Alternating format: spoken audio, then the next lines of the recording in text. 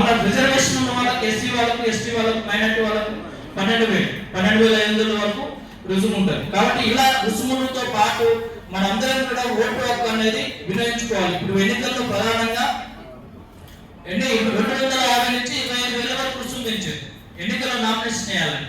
కాబట్టి ఆ nomination fee కూడా రద్దు చేయాలని కూడా అఫిడవిట్ దాఖలు చేయడం జరిగింది.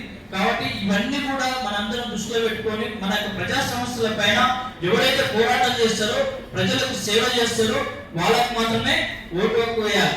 మన ప్రజలకు ఓటు హక్కు వేసే ముందు మనం జాగ్రత్తగా ఆలోచన చేసి అభివృద్ధి సంక్షేమం దృష్టిలో పెట్టుకొని ఓటు హక్కు అనేది వినియోగించుకోవాలి. కాబట్టి మీరందరూ కూడా ఈ కళాశాలలో సూపరింటెండెంట్ సార్ మంచి వ్యక్తున్నాడు, ఒక మేధావి, ఒక డాక్టర్, వారు కూడా మీ అందరినీ సమన్వయం చేస్తున్నాడు. కాబట్టి మీరందరూ కూడా ఓటు హక్కు వేయాలి. మెడికల్ కాలేజీలో అందరు విద్యార్థులు కూడా ఓటు హక్కు వేస్తారనుకుంటున్నాను. ఎందుకంటే గతంలో అసెంబ్లీ ఎన్నికలు చూసినట్లయితే పట్టణాలలోనే ఓటింగ్ శాతం తక్కువ ఉంది. హైదరాబాద్లో అసెంబ్లీ ఎన్నికలలో చూసినట్లయితే హైదరాబాద్లో ఓటింగ్ శాతం చాలా తక్కువ ఉంది. కాబట్టి కొన్ని గ్రామ ప్రజలు అంటే నిరక్షరాస్యులు అట్లాంటిది ఓటు హక్కు అనేది వినియోగించుకుంటున్నారు. విద్యావంతులు ఓటు హక్కు వినియోగించుకోవాలి. అంటే నిరక్షరాస్యులు గ్రామంలో ఉన్న ప్రజలందరూ కూడా ఓటు హక్కు వినియోగించుకుంటున్నప్పుడు మరి పట్టణాలలో ఉన్న విద్యావంతుల మీద ఎందుకు వినియోగించుకోకూడదు? మనం అభ్యర్థన చేయాల్సిన మనమే ఓటు హక్కు వేయకపోతే ఎలా? కాబట్టి ఇదంతా కూడా ఏదైనా మనసులో ఉంటే మీ అందరూ వదిలేసి ఈ పార్లమెంట్ ఎన్నికలలో అయినా సరే ఓటు హక్కు వేసి ఓటర్ల శాతం పెంపొందించాలని కూడా కోరుతా ఉన్నాం.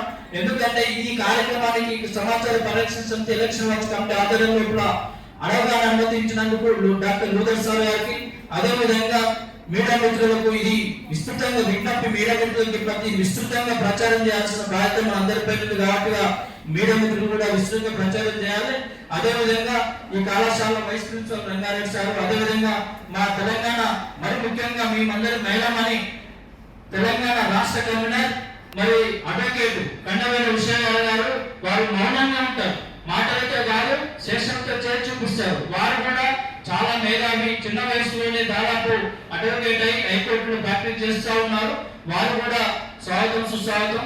ఎందుకంటే వారికి మనం గట్టిగా చప్పట్లు కొట్టాలి. ఒక మహిళా మాత్రమే ఇక్కడ ఉన్నది. మీరందరూ చెప్పాడు సార్, మహిళా మండలం, ఇప్పుడు మహిళా మండల దారులని నేను తెచ్చినని చెప్పి సార్ గౌరవంగా చెప్పింది. అంటే చిన్నపిల్లలు, ముసలిలు, ఆడవాళ్ళ ద్వారానే ఉద్యమం సాధ్యమైంది. కాబట్టి ఆడవాళ్ళందరూ కూడా మంచిగా ఉండాలని చెప్పేసి ఆయన దేవుడిని ప్రార్థిస్తున్నాం. కాబట్టి ఉషారాణి గారు కూడా మరి ఇక్కడ ఎక్కడో 100 కిలోమీటర్ల దూరం నుంచి వారు వచ్చినందుకు వారు కూడా కృతజ్ఞతలు, అభినందనలు తెలియజేస్తా ఉన్నాం. అదేవిధంగా విద్యార్థులకు మరి లూథర్ సార్ కు, మరి మన యొక్క డాక్టర్ సూపరింటెండెంట్ సార్ సహకారం అందించిన సిబ్బందికి, పోలీస్ సిబ్బందికి, మీడియా మిత్రులందరికీ కూడా పేరు పేరున ఉద్యమ నమస్కారం చేస్తూ మీరందరూ కూడా ఓటు హక్కు వేసి ఓటర్ల శాతం పెంపొందించాలని కూడా కోరుతా ఉన్నాను. మీకేమైనా సమస్యలున్నా, మీకేమైనా ప్రశ్నలున్నా ఇక్కడ అడగవచ్చు, సమస్య పరిష్కరిస్తాం. మీరు మీ వైపు నుంచి కూడా, విద్యాలయ వైపు నుంచి కూడా ఇక్కడ మాట్లాడండి. మీ యొక్క వాయిస్ కూడా ఇక్కడ మీడియా మిత్రులు తీసుకుంటారు. కాబట్టి మీరందరూ కూడా ఓటు హక్కు వేయాలని కూడా మరొకసారి విజ్ఞప్తి చేస్తూ జై హింద్, జై హింద్.